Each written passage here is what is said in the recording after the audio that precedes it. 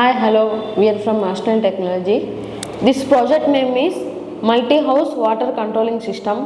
In this project, we are using Arduino Uno and LCD display, 4-channel relay and batteries, and this is the switch and water pump and water valve, and here another Arduino Uno we are using for measuring the power. Here current sensor and voltage sensor we are using, and this is the node MCU. Node MCU is we are using for the send data to the cloud. By using this project, we can control the water.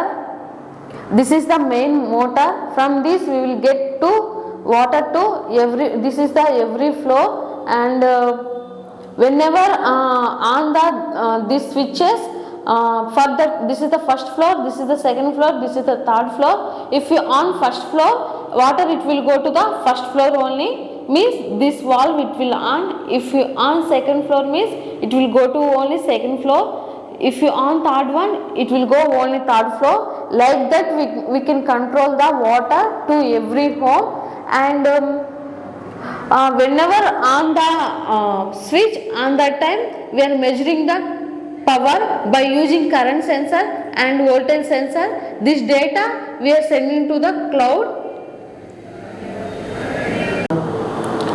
Now we can see practically how this project it will work. Here 3 switches is there. First one is used for the first floor, and second one used for the second floor, and third one is used for the third floor. If you on the first switch, from this water it will come. If you on second switch, from this water it will come. If you on third switch, from this water it will come. And whenever on the switch, by using voltage sensor and current sensor, we are measuring the power. This power we are storing in the cloud. Okay. Now I am on the first switch. If you on the first switch, from first water value, water is coming. I am off the switch, water is stopped, and I am on the second switch. From second valve, water is coming.